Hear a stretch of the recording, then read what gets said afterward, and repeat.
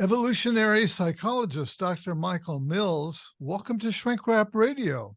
Hi, thank you, David. Happy to be here. Well, it's really good to have you here. I was referred to you by one of your partners in a documentary film titled Ticket to Ride: Society, Morality, and Evolution. Maybe you can tell our listeners something about that film and its evolution.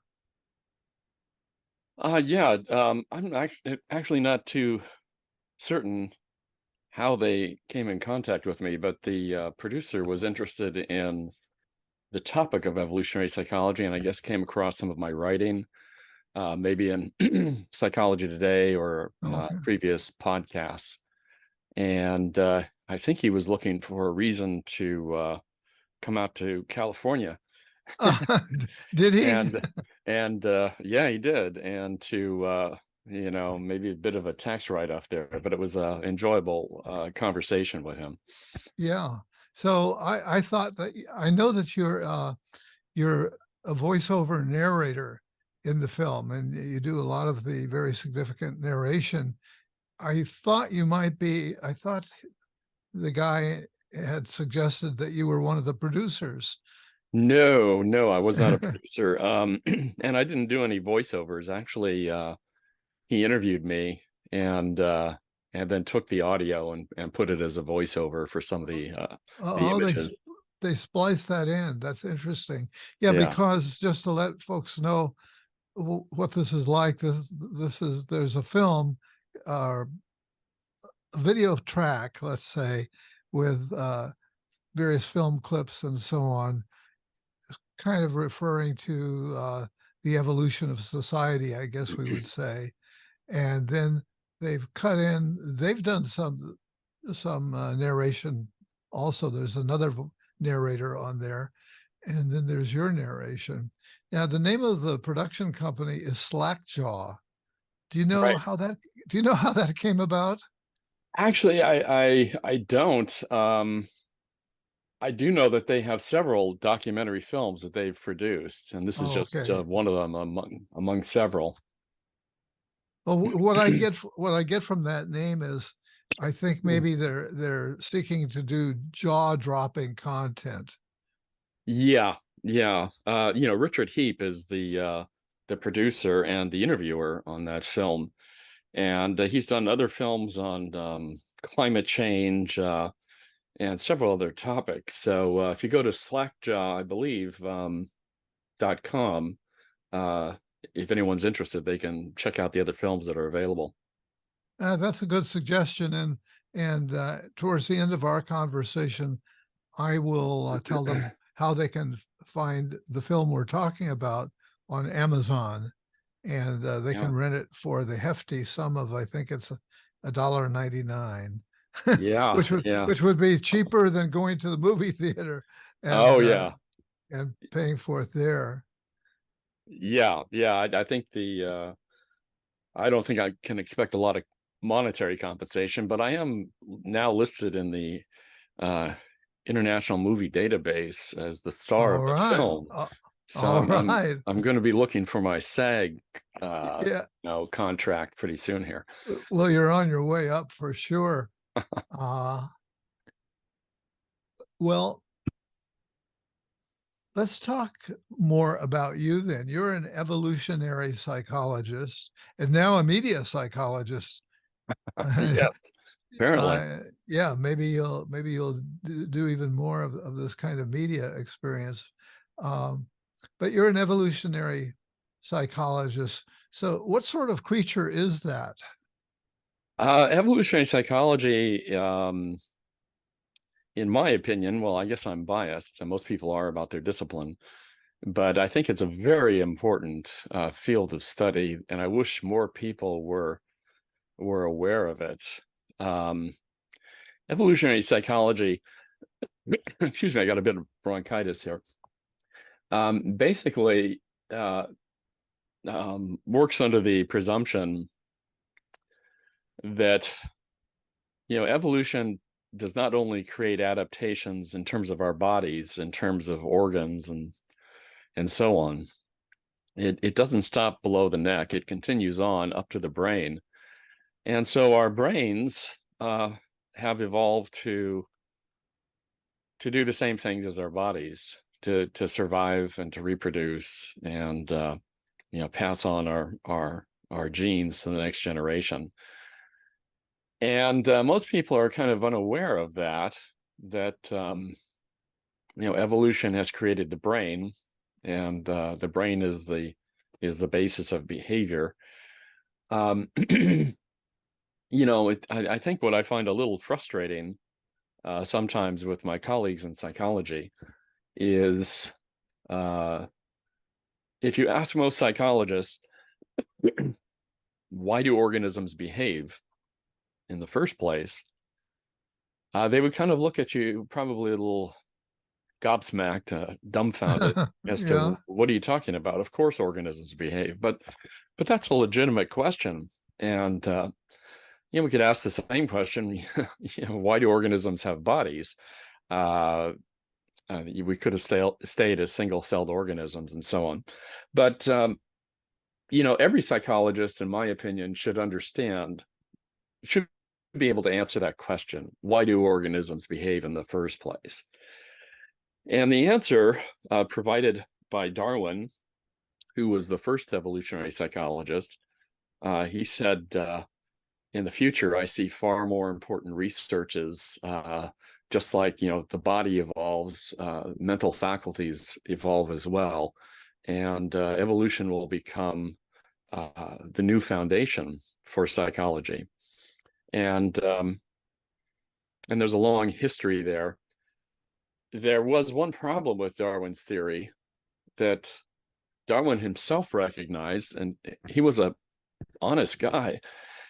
And he mentioned that, one problem with his theory is that it could not explain the behavior or the existence of the social caste system in social insect species that have a sterile caste of workers. Ants, bees, termites have a group of individuals who never reproduce themselves. And he realized that was potentially fatal to his theory. Huh. And that would have been fatal indeed to his theory, because evolution cannot explain, or could not explain, how that could have, how a sterile caste could possibly evolve.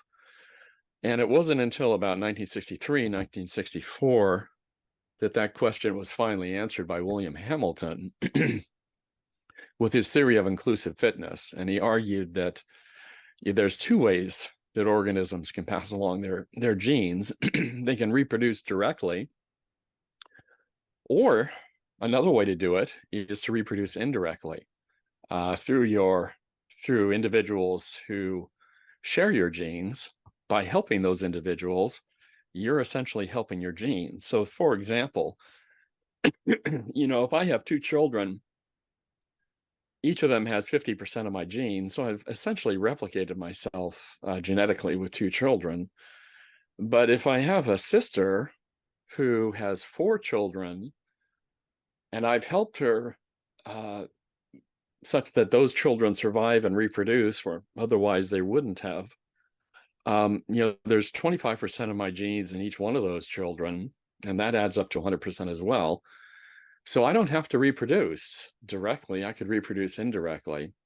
And that's basically the answer to the social caste system, the sterile castes of the social insects. Now, when you say caste, are you using the word that's spelled CASTE?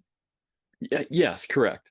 Okay. That, a group, almost like a little subgroup within the species. And they are, they never reproduce themselves, but they help the queen reproduce. So that's how that could possibly evolve. And, if the creationists were aware of this before Hamilton, they really could have had at it with Darwin's theory, but apparently nobody caught on to that. I just want to jot down the name William Hamilton to make sure that I remember that. So I want to get he's right. He's right important up there names here. with Darwin. So I Okay. guess what I was saying here is you ask most psychologists, why do organisms behave, and they should be able to come back with a quick answer. They behave in order to survive and reproduce and pass on their genes. And basically, the theory of inclusive fitness describes that process, under what conditions traits will evolve, adaptations will evolve. And again, it's a little frustrating for me that this is the case. I mean, it's almost as if you were at a social gathering and you were introduced to a geologist, and you happen to um, mention the theory of continental drift. And if they said, what are you talking about? If they didn't know what Yeah. continental drift was, and you're studying earthquakes, it's kind of like, oh my goodness, that's a little unfortunate. But it's kind of the same way in psychology, in my opinion. Without an understanding of evolutionary theory and inclusive fitness theory, we really can't answer that question. No other psychologist can answer the question, why do organisms behave? Yeah. Period. Now, does this system of theories also account for altruism? I mean, I think this is one of the Yes. things that people worried about, right, for a long Yes, time. it does account for altruism. Um, we tend to be altruistic toward those who share our genes, and you know, we call it altruism, but actually in a way it's kind of, we're looking out for our own interests, our own genetic interests, to pass along our genes. Um, so I mean, ironically, altruism is built on a foundation of selfishness, genetic selfishness. Yeah. Uh, Going back to this film, the subtitle of the film is Society, Morality, and Evolution. So you have been talking about evolution. How can we work in society and morality into this okay. discussion? Yeah. um, well, morality is a, from an evolutionary perspective, is let's see, how can I say this? From a purely scientific perspective, what we refer to as morality, um, it has to do with what we think, how we think things should be, or what is just. Evolution is blind to justice. It doesn't see it, justice. It only sees inclusive fitness or reproductive success. And so what we refer to morality is kind of a social contract that we've developed, to try to influence the behavior of other people, to fundamentally have them respect our inclusive fitness. I mean, we would say it's immoral to kill someone. Um, You know, and that's kind sure. before speaking to you, I might have naively said, "Oh well, the purpose of morality it gives an evolutionary advantage. Um, it leads to survival, but not always, right? That's the problem with that argument." Yeah. Morality. Richard Alexander wrote a book, The Evolution of Morality, number of decades ago. It's quite a classic. But in the book, he argued that basically what we're referring, morality evolves to get us to manipulate other people. So, for example, what is moral from my perspective might be quite different from your perspective. Um, we say, oh well, killing is immoral. Um, but from an evolutionary perspective, uh, morality, it doesn't exist. It's just, I mean, there's causality. There's not morality. Morality is kind of this conceptual, symbolic system that we use to manipulate other people. I mean, if evolution was moral, we would all, I mean, the only moral species on the planet are basically plants. You know, they don't kill anyone and steal their nutrients. They create their own nutrients from the soil and from photosynthesis. So they're pretty moral if you want to look at it from that perspective. Lions and other carnivores are horrifically immoral from a human standpoint, but that's the way that they evolved. Evolution, again, doesn't care about it can only see, it doesn't care about morality, it can only see inclusive fitness. So, I mean, for example, we say that killing is wrong, and yet at wartime, we call people who are basically killers, we draft them into the army and we send them off to kill other people who are the members of the out group, another tribe. And then we celebrate them as heroes, right? Yeah, exactly. We give them medals and awards and create statues and whatnot. And one reason for that is because, again, from an evolutionary perspective, we lived in tribes of maybe 50 to 150 people, and the history of our species is one of brutal intertribal warfare. So, in order now, many people imagine a sort of Eden-like, the noble savage, the Eden-like experience of, hypothetically, and maybe it existed in some places and sometimes, of groups of people, tribal peoples, who lived in a way that was in accord with nature, rather than and they were, the noble savage. They were right. peaceful people. Steven Pinker wrote a book called The Blank Slate, where he actually looks into this. And in general, we were pretty nice to each other if you were a member of my tribe. Basically, there's something called tribal altruism or strong altruism or strong reciprocity, sometimes it's called. And basically, the rule is this. In terms of morality, who are you going to be nice to? You're going to be nice to yourself, number one, because you have 100% of your own genes. You're looking out for number one. You're going to be really nice to those who share your genes, such as your offspring, who are likely to reproduce themselves.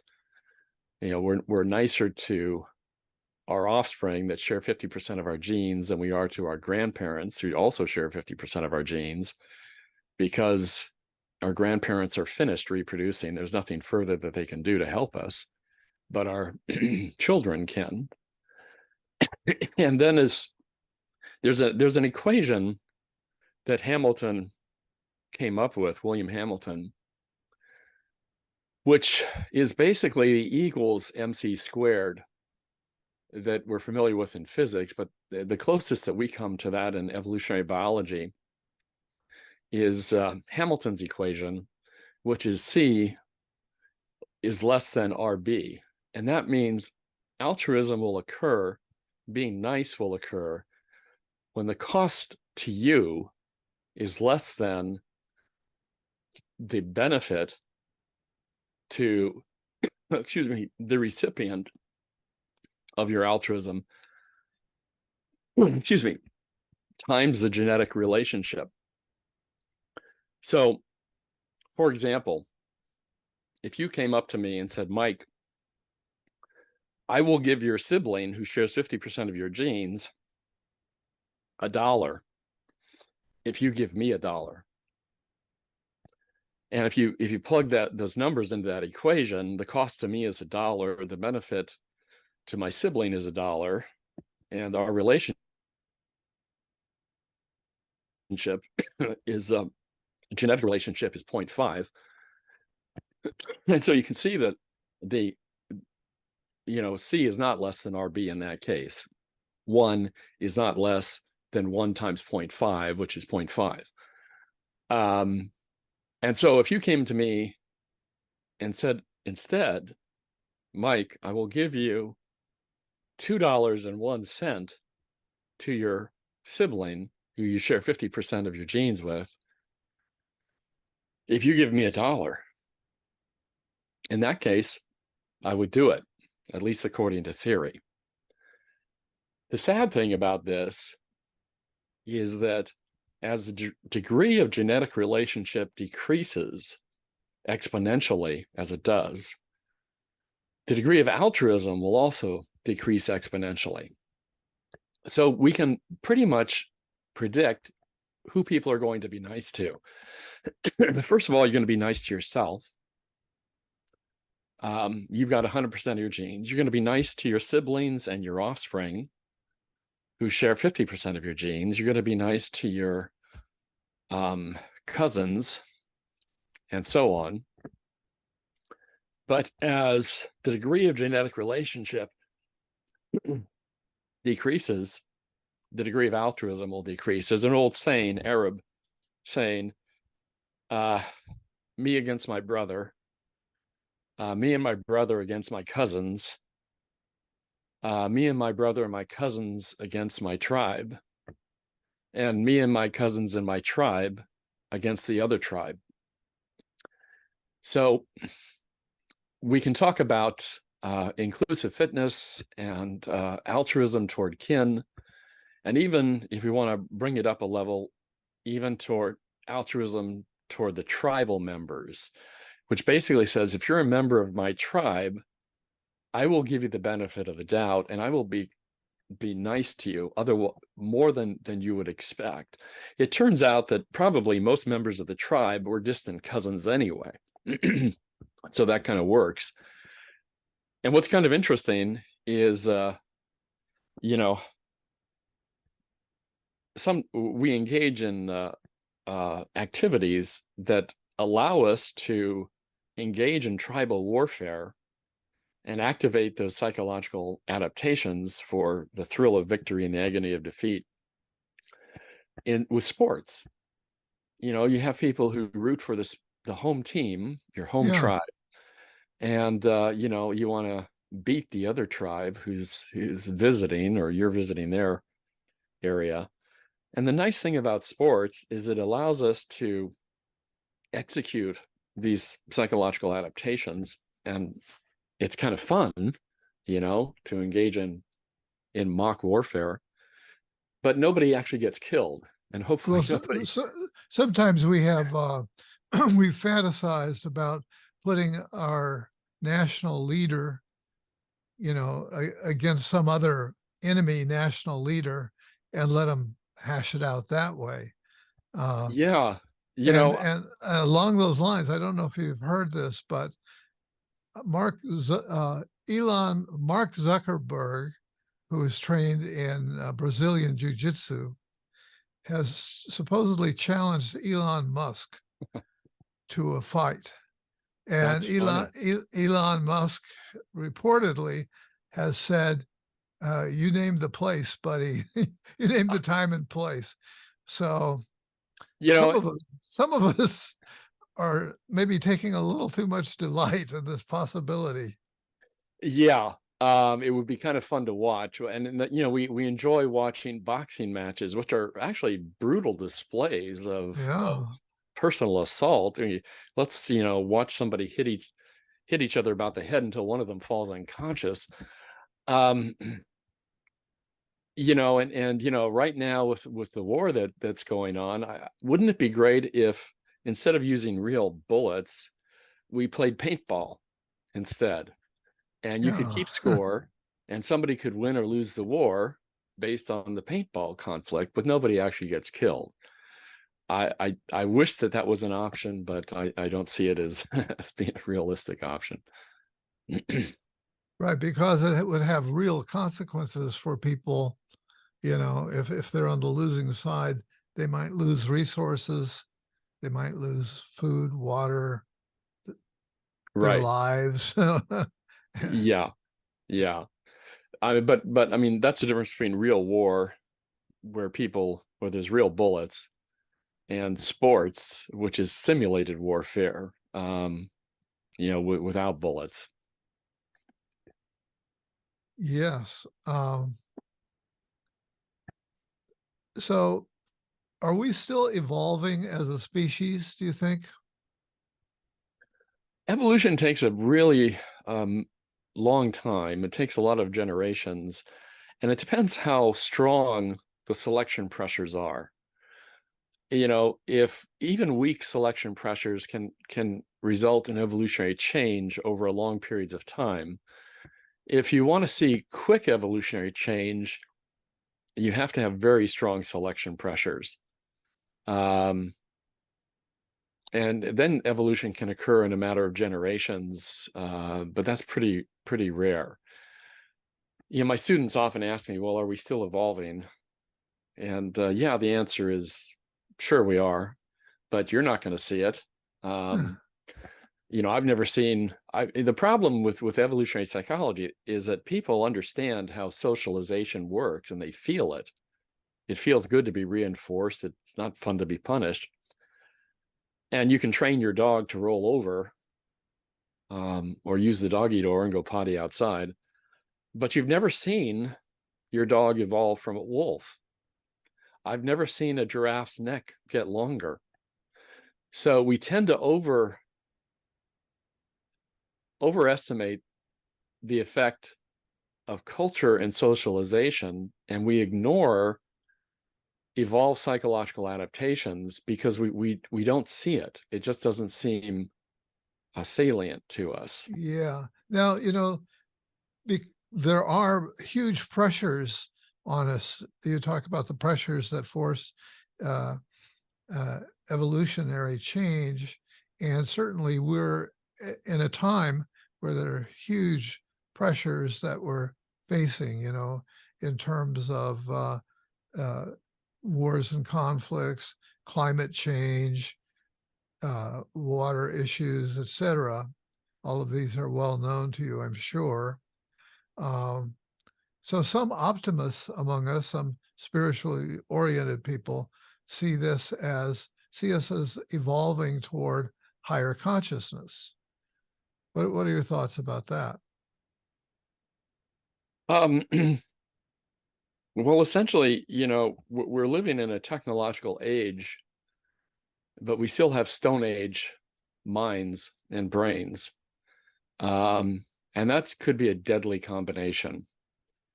Uh, Nuclear war, the technology allows for nuclear war, and we have brains that have no way to really, that have not adapted to that type of horror. Would just wipe out everybody. Um, we engage in a lot of behaviors that are very hard to. I mean, it would be nice if we could think about the planet and stop warfare, but unfortunately, that's not what we're designed to do. We're kind of like, the analogy is the frog in the pot, and the water, the heat is being heated up, and eventually it starts to boil. It happens so slowly that the frog doesn't recognize it and doesn't jump out of the pot. With climate change, that's a real threat. It's an existential threat. But most people are far more focused on their daily lives and how to pay the mortgage, how to put shoes on their kids' feet, than they are about long-term effects. We're far Yeah. more focused on short-term. We have got what's called a high discount rate. We discount the future. The Native American Indians had a philosophy, some of them, that you should think about the effects of what you're doing 7 generations down. And we have a hard time thinking 7 days away from now, or 7 months from now. The problem is we have no psychological adaptations to deal with slow unfolding problems like climate change. We have no psychological adaptations to deal with technological advances that our ancestors, didn't face. I mean, one of the biggest threats right now, which just really came on the radar for most people in the last year or so, is artificial intelligence. Yeah, I was going to ask you about that. And that's an existential threat, but most people don't see it as such because it doesn't hurt. We can't smell it, we can't feel it. It's and the same thing with climate change, although it's getting a bit hotter. Once we artificial intelligence, as Ray Kurzweil points out in his book The Singularity, and other people have pointed out, once you get intelligent machines, artificial intelligence machines that can program themselves, can program the next generation of AI to be smarter than the past generation. And once that takes off, it goes exponential. And pretty soon, AI is smarter than we are. And not just smarter than we are slowly, but that happens very, very rapidly. And once it takes off, it goes exponential. And then the question is, well, what's AI going to do with, us lumbering, biological, robots, Slow, dumb ones, huh? slow, dumb ones. It's like they would probably care about as much about us as we care about ants on the kitchen sink. So I guess the answer that an evolutionary psychologist would give to it would be great if our consciousness expanded and we could transcend some of these limitations that we have. Evolutionary psychology is not about morality in the way that you and I think about it. It's about reality. But if there was a way for us to kind of fool ourselves into thinking that climate change is not just some sort of abstract problem, it's a problem of our own personal survival and the survival of our children. If we could kind of transcend our psychological adaptations or re-engineer them or propagandize ourselves, that could be a potential solution to these problems. But I don't personally hold off a lot of optimism, tell you the truth. The interview before this one was with with Dr. Tony Nader, who's both an MD and a psychologist and neuroscientist and so on. And he's also the head of Transcendental Meditation International. And and his teacher, the main guru from whom he learned his Vedic wisdom, the Maharishi,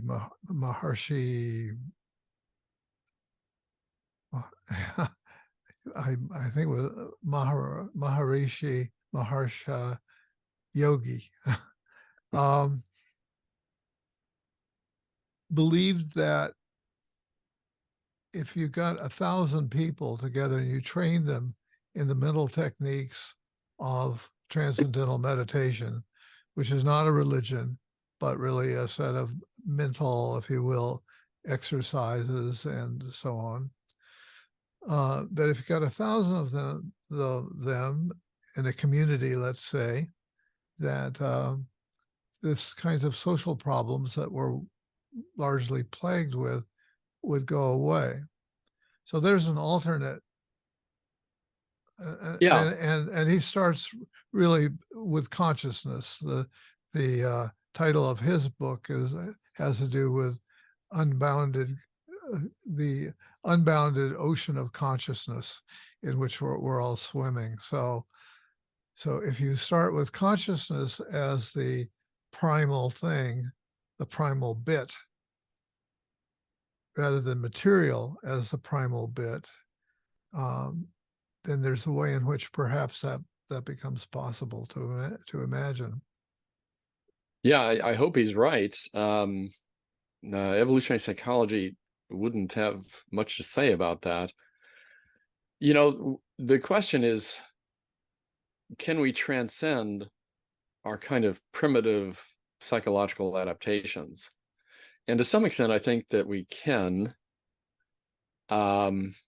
But you have to put a lot of cultural pressure on it.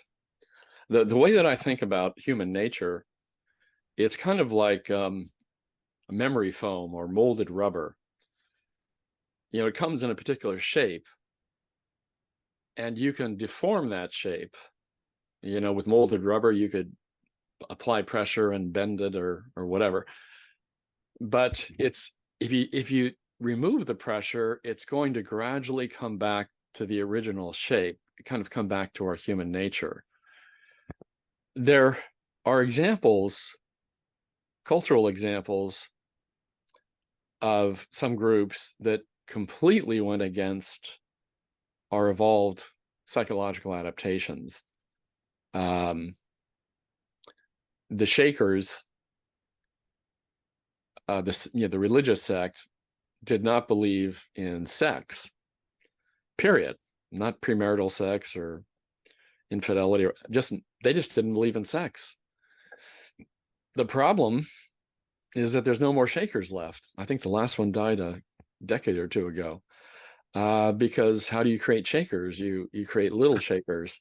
Yeah, And right. there was a similar group in Russia that is now extinct. So culture can apply some pretty intense pressure, but it has to be continuous. Otherwise, human nature will kind of bounce back to its original state. You know, right now, we're kind of in a really interesting cultural period with respect to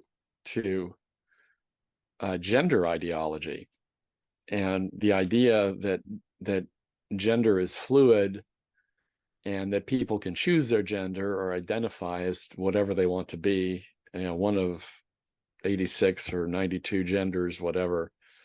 And that really goes against basic biology in terms of sex at the most fundamental level of gametes is indeed binary. And then after that point, at higher levels of brain differences and whatnot, it becomes pretty bimodal. But I mean, that's an example of kind of cultural pressure working against kind of basic fundamentals of human nature. Well, And one of the places in the film presentation uh, that your voice was used for yeah, that I got excited by and kind of woke up to was your discussion of memes and the uh, the idea that ideas have a life of their own, that culture has a life of its own, that that transcends the um, the group perhaps that that generates those. So maybe we can try to talk about that a bit. yeah, memes. The term when most people hear the word meme, they think of some sort of graphic on the internet with a phrase on it. Uh, Yeah. but the way evolutionary biologists think about memes, and there's an entire field called memetics. The Richard Dawkins pointed out that you know, genes are replicators, and that's the foundation for all of biology. But he argued in his book, The Selfish Gene, in the last chapter of that book, and the original edition, he added a chapter since, that a new replicator has evolved on the planet, and that is a meme. And memes are replicators that exist in brains. Instead of genes hopping from body to body, memes are ideas or any bit of information that can be copied from brain to brain. So a good example of a meme is anything that can be copied from brain to brain. You know, music is a meme. Dun dun dun dun dun dun dun dun. I mean, that's something that anybody knows, can recognize. So Susan Blackmore wrote a book on memetics, and she came up with a very radical idea that memes have taken on a life of their own, and that the reason our brains are so big, they're far bigger than they need to be a hunter-gatherer, is because they're in service not only of genes, but they're also in service of memes. I don't know what Fascinating. kind of mechanism how that could occur, how memes could affect genes. And there's a whole bunch of research and books written about meme gene coevolution. My own perspective on this is that memes have to exist in a certain ecology in order to replicate. They exist in ecology of brains and genes. So I don't think memes are completely independent. They could go pretty independent for a short term, but in the long term, like with the molded rubber analogy, they kind of, they have to adapt to what genes are doing. And then Susan Blackmore, in a really fascinating, one of the best lectures I think I've ever heard. People can watch it on YouTube. It was originally a TED Talk. If you look for the name, do a search for Susan Blackmore at TED. And her talk is about genes, memes, and what she calls teams. Memes, yeah, Teams? correct. Okay. Yeah, technological memes. And what she's arguing is that the first replicator on the planet was genes, and they created biology. The second replicator are memes that hop from brain to brain, and that creates culture. And the third replicator, she says, has just evolved, are teams, technological memes that exist not in brains and don't hop from brain to brain, but hop from computer to computer. And that's where we are right now with respect to AI. And she argues that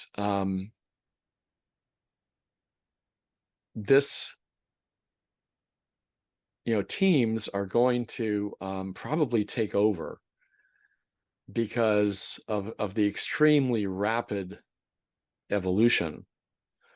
So we've got this third replicator on the planet now. And what will happen in the next 20, 30 years with memetic evolution is kind of scary. I don't know what's going to happen. Right. And evident, and some people think they know, and others, like me, will And admit to me. that, that we don't know. We don't have all the answers. Well, you've really favored us with a lot of exciting ideas here just in a short period of time. And it would be wonderful to take a course with you. And I know you're also a professor. And but I also hear that you're struggling with with a cough, and so I want to let you go and show some mercy here. So, Dr. Michael Mills, thanks for being my guest tonight on Shrink Rap Radio. Hey, my pleasure, David. Happy to do it again anytime.